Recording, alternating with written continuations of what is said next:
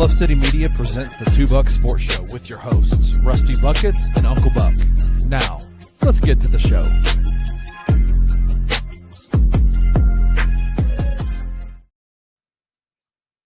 What is up, everybody? Welcome to your, Wednesday edition of the Two Buck Sports Show. I am your co-host, Rusty Buckets, who doesn't know what day it is because I'm not working anymore. I sit here and I study all day, and the days run together. But I got my guy, Drew Gann, who is working today, taking his lunch break to hang out with us today. Uncle Buck, how are you, sir? What up? It's a beautiful day in paradise here in Northeast Mississippi. Glad to be with you guys for a second episode of the week, the Hump Day episode of the Two Buck Sports Show.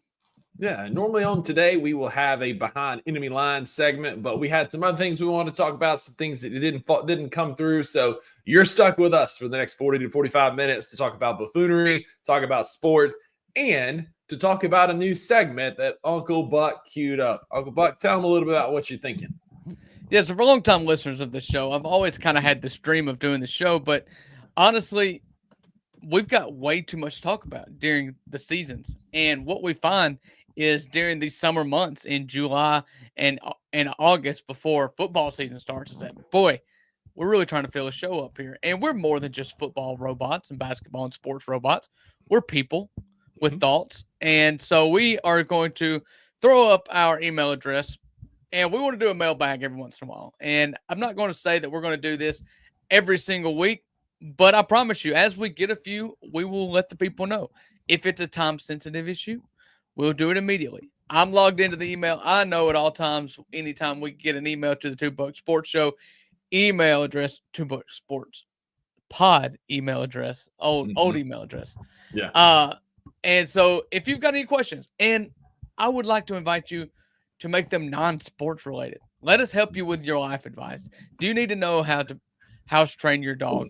Or who's winning an argument between you and your wife? Just let us know. Let us help. We're not professionals, but we do have answers. Are they the right ones? We'll let the results decide. So this is just something fun we want to do to open it up. We're always looking for ways to get more involved with the people who listen to this show. And so by all means, let us know. Feel free to be anonymous if you want to be anonymous. And just let us help you. You know what I'm saying?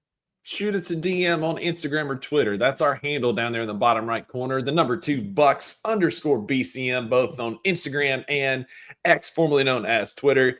Shoot us those answers. Like Uncle Buck said, like we'll give answers. They may not be right. Remember, there are no refunds for what you hear on this show, but we'll give you an answer, and it might lead to some hilarity. It might lead to the right answer. You never know. You never know what you're going to get with the $2. But it could be a lot of fun. And again, the more absurd, off the wall, like non-sports related, the better. The more likely we will be to help you with that particular incident. That's for sure.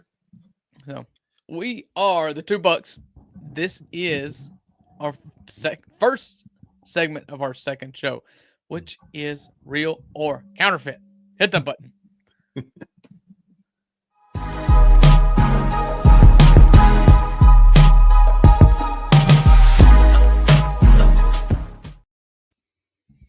I think that's going to be my new thing, Rusty. I'm just going to start telling you when to hit the button. It makes me feel like I'm actually helping assist you produce this show. So Perfect. I'm just going to start saying, hit the button. So our Wednesday edition of the show, Two Buck Sports Show on Bluff City Media. First, I'd like to cordially invite everybody on Bluff City Media's X page watching it to come over to YouTube. We got Wayno and Jared and King Meeks. They are the norm to our cheers. You know what I'm saying? They're just always here. And, why don't you go somewhere where everybody knows your name? You know what I'm saying? And that's the YouTube comments of the Bluff City Media YouTube channel. So it's Wednesday. It's our first segment. It's real versus counterfeit. Rusty, you're going to lob me up a question and say, is it real or counterfeit? Yeah, so we actually have a video to go with our real or counterfeit today. First of all, I want to lay out a couple of caveats. Number one, viewer discretion advised. There is some vulgarities and some bad language in this. So mama, sorry, kiddos watching, it's time to turn the volume down for just 20 seconds. Number two, we do not condone physical violence of any type on this show. This is not something we're condoning. If you take a similar video and send it to us, we will laugh at it, but we're not going to put it on there unless it's just really funny. But there was a viral video going around over the last couple of days on X, on Instagram, on the different platforms that has truly gained some traction, Drew. And I want to know, as I get the video queued up, is this the most emasculating thing that has ever happened to a grown man in the history of time? I'll add the video. We'll talk about it after. I got it all on record. Hey, you want to fucking go, guys? Leave him alone. Hey, leave him alone, man. I wouldn't keep going back, you fucking moron. Hey, come on, man. So, for those of you watching, that is on a Canadian golf course, and you've probably seen it making the rounds, where there was a misunderstanding of sorts that happened here.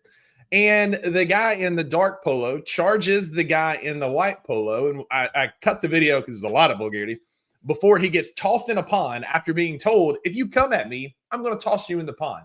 Drew, a little caveat here. That guy in that white shirt and purple shorts is Nick Tarnasky, former NHL defenseman, enforcer, and goon for the Nashville Predators and multiple other teams across about a 10-year NHL career. So is there a more emasculating thing than getting punched in the dome and the guy screaming bang, Mike Breen style, when he does it? No.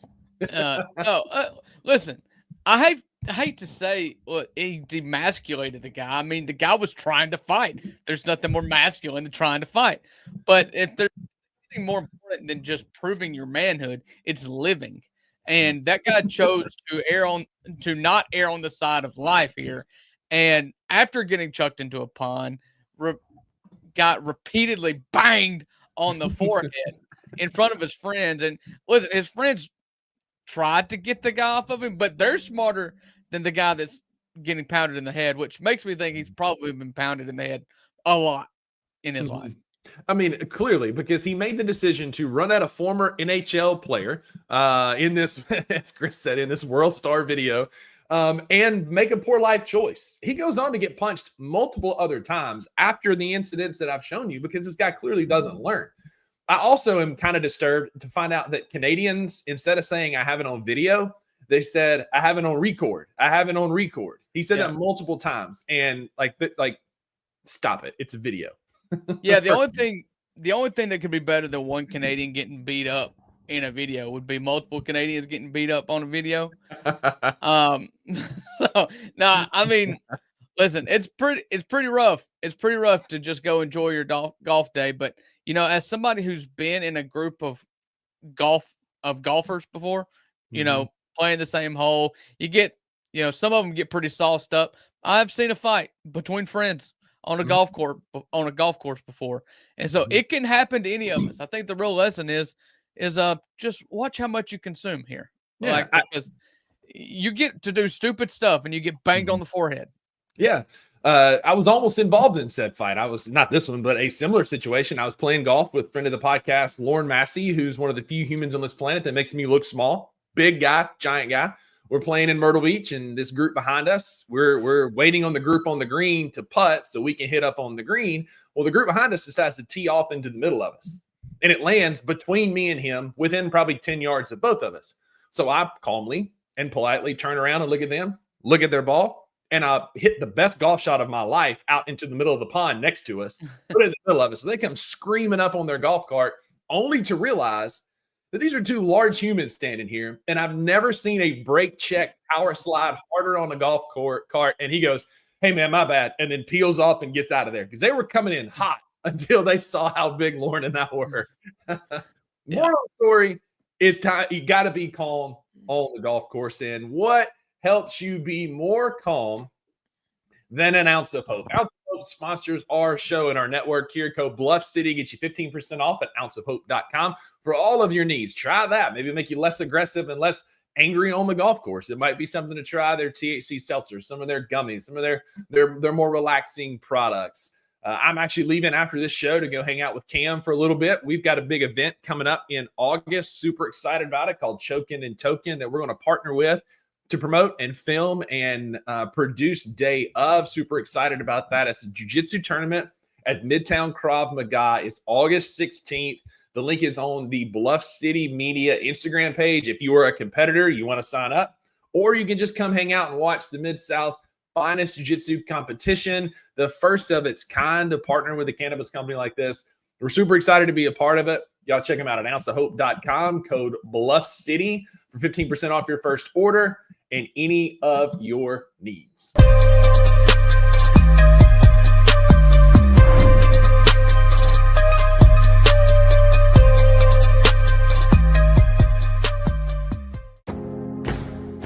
Looking for an alternative to alcohol or conventional medicine? Check out Ounce of Hope, a Memphis-based dispensary with 2 local stores in the Sanderland Center and on South Cooper Street. You can get all the products you need in a location convenient to you. Each store offers an intentional shopping experience with dedicated bud tenders to answer all of your questions, from product selection and mushroom blends to our personal favorite, the Delta 9 seltzers. You gotta try the Peach Buzz. Try Ounce of Hope at either one of their 2 Memphis stores or at www.ounceofhope.com for convenient products shipped right to your door. Use the promo code BluffCity for 15% off any order, excluding sale items. Cannot be used in conjunction with other promotions or discounts. One use per customer.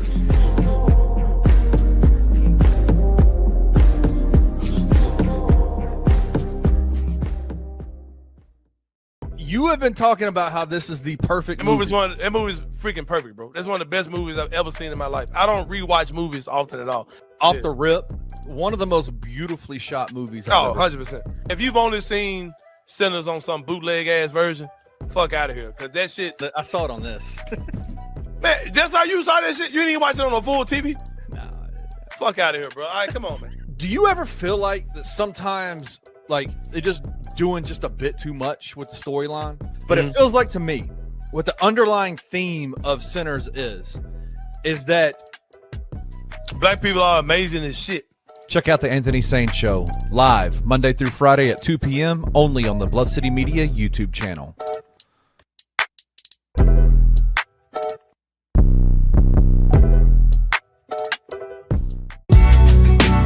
In the heart of the Highland Strip for 27 years, Trilogy Tattoo has helped tell stories for Memphians for generations. Located at 530 South Highland, Richie and his team are waiting to help you tell yours. From tattoos to piercings, your body art should be as unique as you are. Voted a Memphis Flyer top 3 tattoo shop in the city of Memphis since day one. Your story will be safe here at Trilogy Tattoo. Open 7 days a week, Monday through Saturday, 11 to 11, and 3 to 11 on Sundays. They have convenient times waiting on you. Let Trilogy Tattoo help you tell your story.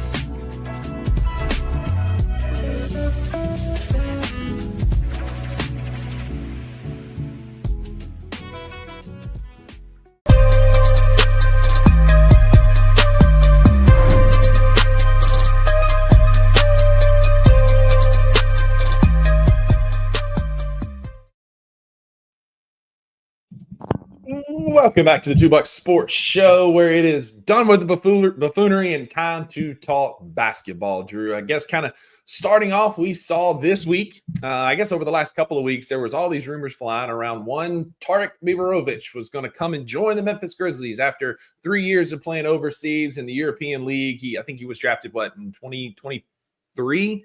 Was that right?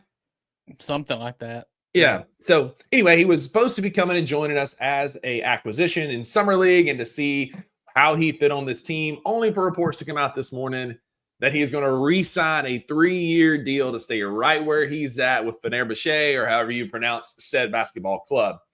I don't know, Drew, that we're going to be missing out a whole lot here. I don't know that he was going to be the needle mover for us, but it came out that he turned down the Grizzlies. I'm not sure which side actually turned who down, but he signs a 3-year deal to stay overseas and not join the Memphis Grizzlies. Any thoughts on that? Yeah, it's just my policy that I don't talk about draft and stash people, because I don't know if this sounds foreign, no pun intended, all you people, but if you are being stashed overseas, it's because you're not good enough to play. Like, why in the world do we even draft and stash anybody overseas? What? Marco Guduric help us out when he finally came over? No. Was this guy like it? It's just like, who cares?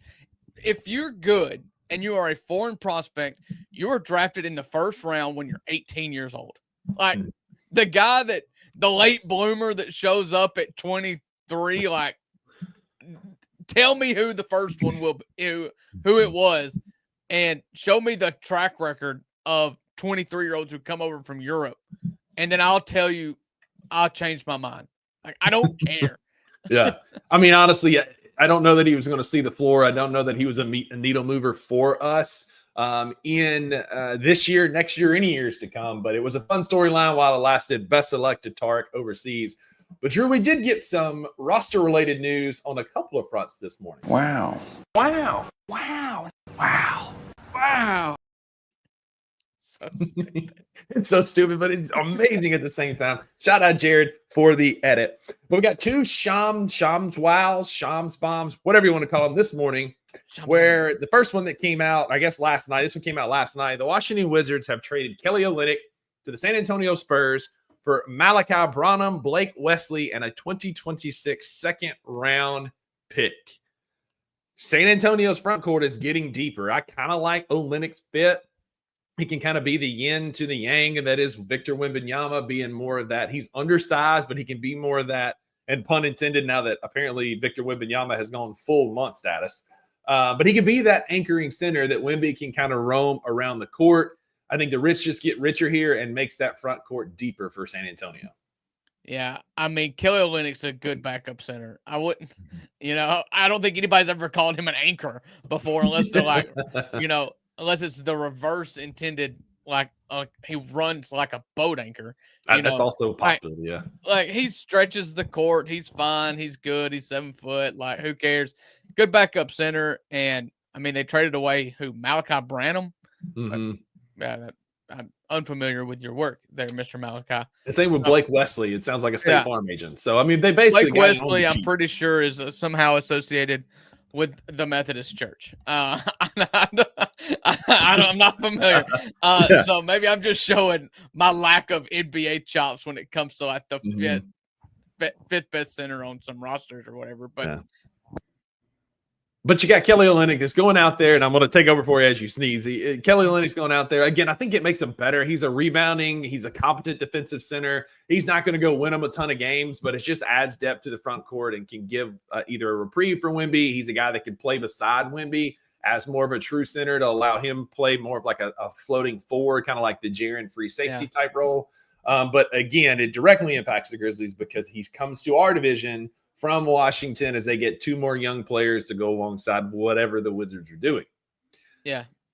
The other Shams news. Say again? I kind of liked Olynyk on Washington, though. I liked having all their 35-year-old starting lineup was going to be interesting to me. So yeah, we talked about the other day. You had like East Coast, West Coast, kind of like old man type league between the Wizards and whatever the Warriors are doing out there, trying to add Al Horford and all the old players in the league. But a player who's not old in the league is one Chet Holmgren, who signs a $250 million rookie extension today to stay with the Oklahoma City Thunder. No surprise here. He signed an extension to his rookie deal, but it's showing that the Thunder are going to have to start playing financial fancy footwork in order to get a lot of these guys re-signed in the coming years. Chet is the second domino to fall after the massive contract extension that SGA got.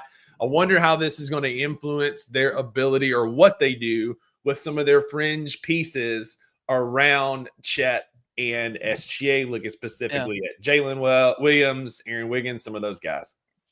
Oh, they're absolutely going to try to sign. They're going to try to do the three-headed monster, I think, with Jalen Williams when he comes up for a contract next. I mean, they're going to look to do what the Grizzlies wanted to do with the big three of Dez, John, Jaren.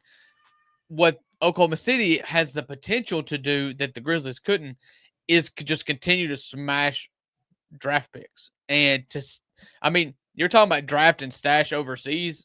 Like, they're stashing a G League team that's incredible, and they're just bumping up. You saw they signed AJ Mitchell to a guaranteed NBA contract now instead of a two-way. They're just going to continue to do this as, you know, they need to shed medium salary players.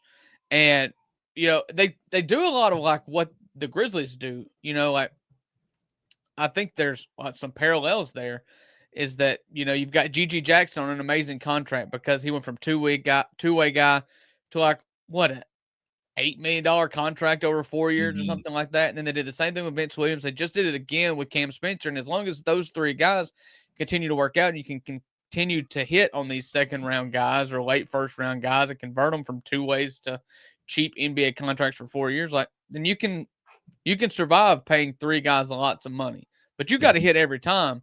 And that's what the needle that Oklahoma City is going to try to thread here.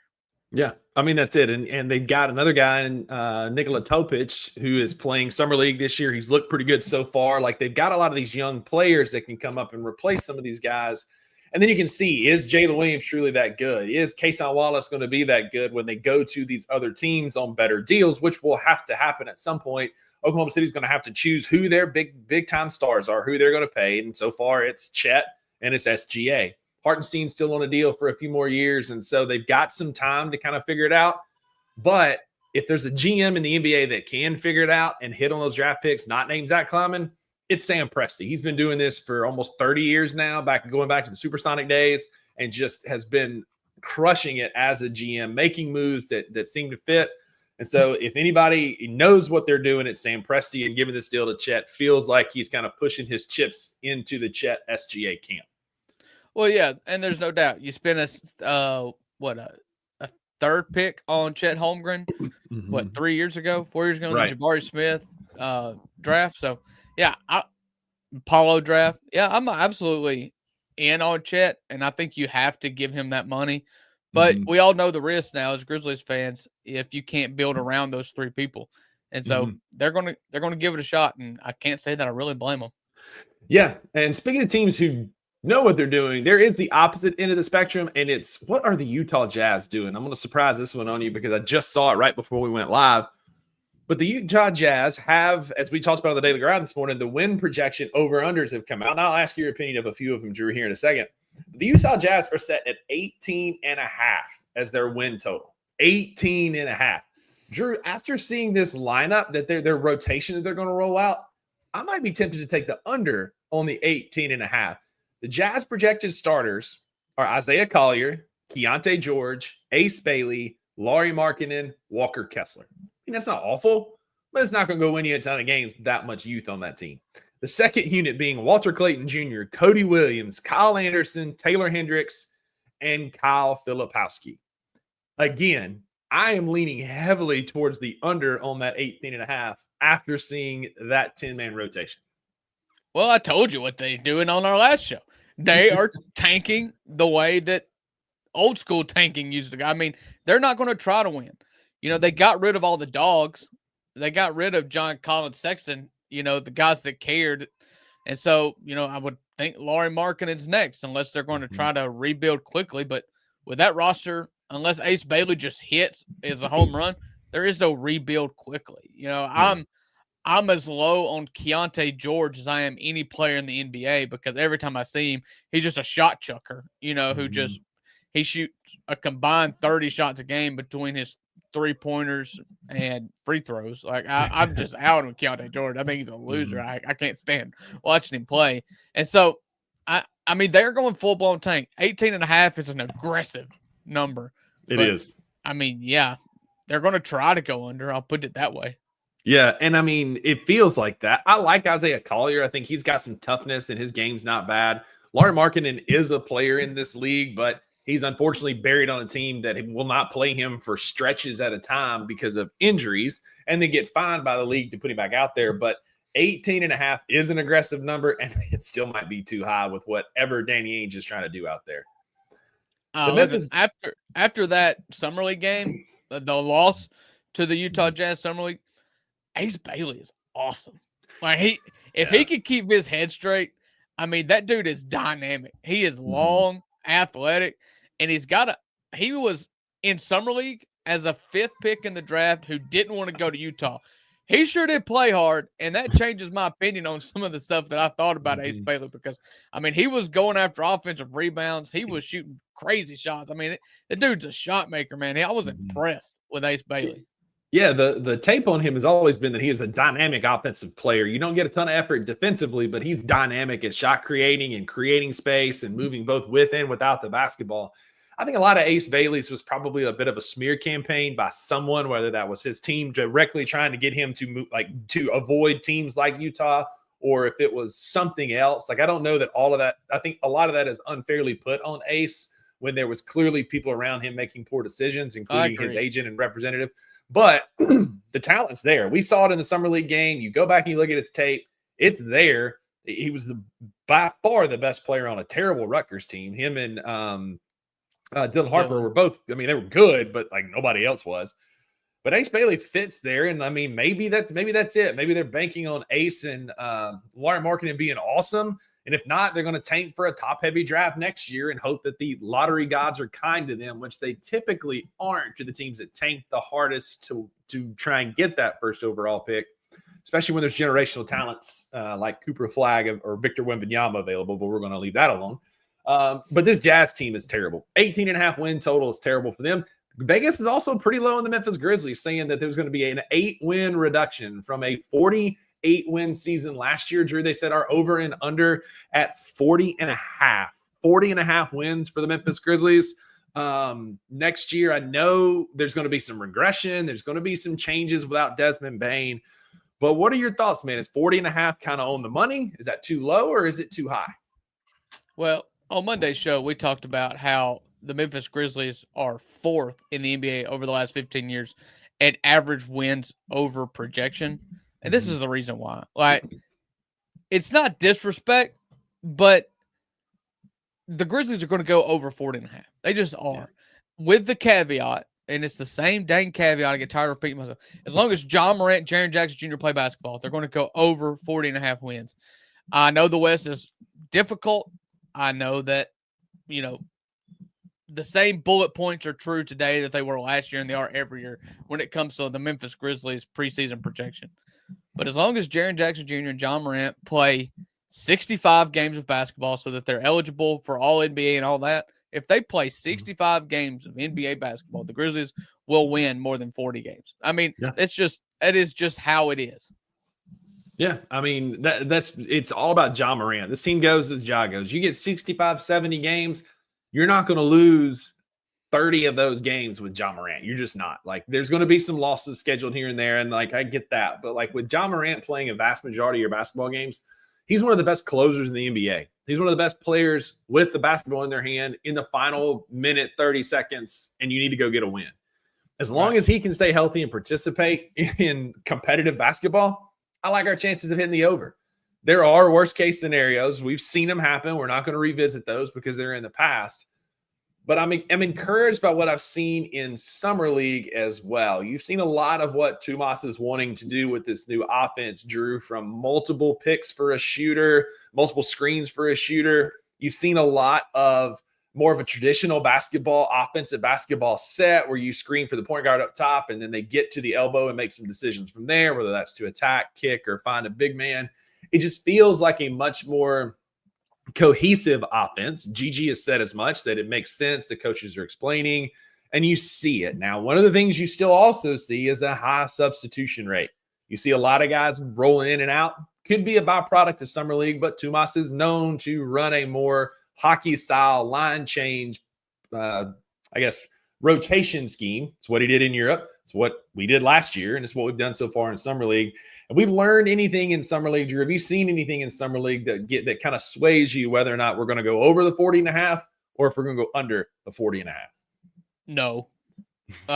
Listen, if you tell me that Gigi Jackson is playing the same role and he's being effective without dribbling the ball, you know, we talked about the Obi Toppin role or those guys, like, then I can buy that Gigi Jackson is now a rotation player. Mm-hmm. Jalen Wells, I feel the exact same about Jalen Wells today as I did, a month ago. And really, Cam Spencer, I've always loved Cam Spencer. I'm not going to put him in marker on the you know, on the roster yet. Well, not on the roster, but I'm not going to put him in for 12 minutes a game yet. You know, he could, but but then the rest of these guys is like, I just don't pay much attention to summer league. Like, I don't really care about the rotations. I don't really care about all this other kind of stuff. They are playing hard, and so that tells me about the character of these young guys. But you know, the only thing that I'm really going to take away from it is possibly an increased expectation in Gigi. But, you know, I did this last year with Gigi too, so I'm taking it with a grain of salt. However, I do like that in summer league last year, he just dribbled the ball into the ground a lot. He was playing like a lot of one-on-one ISO basketball. He wanted to be a very high usage player, and you don't see that this year. He's not as high of a usage player, although he's being a lot more effective. So if there's one thing that I can take from it, and with hopes and expectations going into the season, it's that Gigi has a new role, a role that fits him better, and that he will excel in that role. And if that happens, I'm ready to put him in, you know, an 11-man rotation. Yeah. You know, I normally agree about Summer League, but seeing Tomas coaching the team, I think I'm taking a bit more away from it than I normally would when Jason March has coached this, simply because it's his system. They're out there getting some reps in his system. And like we talked about on Monday show, it could be the fact that, you know, it's just he didn't have anybody else to coach Summer League because we don't literally have any other assistants. But the fact that he's out there getting reps with these young guys, I like. I've seen a lot of discourse. We're going to kind of stay on Gigi for the rest of the show today around Jalen Wells and around Gigi on X. And I saw it, and then I've started muting and blocking a lot of accounts, which has made my timeline so much better without all that negativity. But one of the things we're seeing is the resurgence of Gigi, right? Like we saw it a couple years ago. He did it last year in the summer before getting hurt. And there was all these expectations after what was an incredible freshman campaign. He hit the sophomore slump due to foot injuries, over expectations, weird systems, and different utilization. Drew, I think Gigi might be poised for a breakout season next year. I'm not going to quite go on the same hype train that I did last summer. I'm going to back off that a little bit. But what if I told you that Gigi was going to be part, not the entire, but part of the solution that was for the Desmond Bane type role? So hear me out. Gigi, much like Desmond, does not need to be taking more than 1-2 dribbles before making a shot selection or a move. Gigi's also got a pretty nice outside shot, as we've seen him make some threes in Summer League, and he made a ton in his first year in the NBA. What if Gigi can then fill in that role, even if it's for the second unit for the first little bit before breaking the starting lineup, if it goes well, of that catch and shoot option or a handoff screen at the elbow, and then he just run downhill to the basket? To me, that's going to be a win for Gigi. Again, I'm tempering those expectations, not saying that, you know, he was on a ton of lists his freshman campaign, his first year in the league, his rookie year. And I bought in a lot of that hype, right? He was mentioned with KD and Steph and LeBron and a lot of these statistical categories, and all he did was fall flat on his face. So for me, a win for Gigi next year that could still be considered a breakout role. And by breakout, I'm not saying he's going to average 25 and 12 or, you know, whatever, or even play 20 minutes a night. But to me, a breakout role for Gigi is stepping back into that shot creator with 2 dribbles or an open catch and shoot 3 type player of what we had from Desmond Bane. Him being part of that solution is a win next season for me. Yeah, just go watch Aaron Gordon film. That's all I want him to do. Like I don't even want to put him and Desmond Bane in the same sentence or do any kind of, you know, I don't want to compare those two. I don't want to find the differences and try to make him in a quote unquote, you know, Desmond Bane role, because I don't want him shoot high volume threes. If he's open, fine.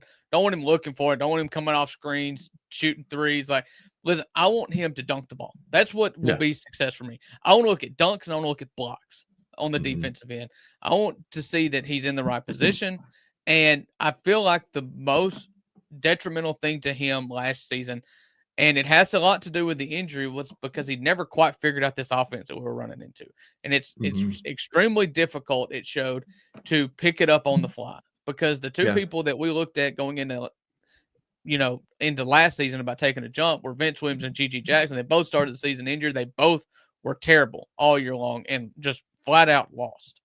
Yeah. And so simplify the role, put him in the dunker spot, corner to corner, finish lobs, cut, you know, the guy, I don't want him in a decision maker role. I don't want him at the guy on the elbow looking at the basket and finding someone to pass it to. No, I want him to be in the short corner there, that when John Morant gets to the elbow, he's just flashing to the goal for a dunk. Like that's what I want. It needs to be simple. Gigi has an infectious personality, but he's also an emotional dude.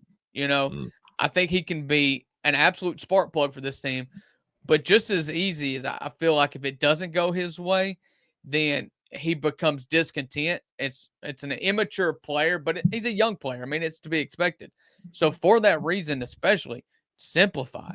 I believe that his best role right now is in the short corner, dunker spot, but it's also the best way to keep his confidence up to where you can start feeding him a little bit more as we go. But yeah, I do not want him just on the wing handling the ball or anything, even close to that. Again, like a handoff and 2 dribbles to the rim, a catch and shoot corner 3. Those type simple offensive moves can get him in a rhythm and get his confidence back. We've seen it again. It's Summer League. It's fool's gold, as Wayno says here. But Summer League does give you some insight. Take it with a grain of salt. He's played better defense. He's still not passing the ball a ton. I think he has like 1 or 2 assists in the 2 games that he played. But we had that chase down block and then a turnaround and one at the other end. And so there are signs of effort. There are signs of getting that confidence back. And maybe that's what he needed. If nothing else, a new, fresh voice in the locker room can be exactly what Gigi needed to bounce back. And again, I want to say, I'm not saying like a breakout season for him as a 25 points per night type player, but a consistent, reliable role player for him is exactly what we need him to be right now. Find your niche on this team. As TJ used to say, you find your way on this court through hustle and defense. Go be that hustle guy. I'm getting shades of like a better JaMychal Green that was just uber athletic, that came into the game and gave you a ton of energy in short bursts and kept the pressure on the other team. And if that's what Gigi can be, like a super JaMychal Green that gets rebounds, that dunks a lot and hustles up and down the court, then that's a win for me for Gigi next year. Absolutely. And I'll just say, before anybody says that I'm a hater, I'm really not. I'm excited to see what he's done. There's just nothing in Summer League for Jalen or Gigi or Cam that's going to wow me to the point to where I'm like, oh, you know what? Maybe there'll be 6-man. Like, no, I'm out. I'm out. Everything, especially once you get into Vegas and you start watching like the brighter lights of the Vegas Summer League, some of these dudes are just going to not listen to coaching at all and just going to go try to get an NBA contract. It's hero ball. Yeah, and that's when I'm totally out on Summer League, but I am encouraged by the role that Gigi is playing. Yeah, and I mean, he's still the youngest on our team by 400-something days. Like, he's still going to be a lot of maturing, both physically, mentally, emotionally, that are going to come over the next few years.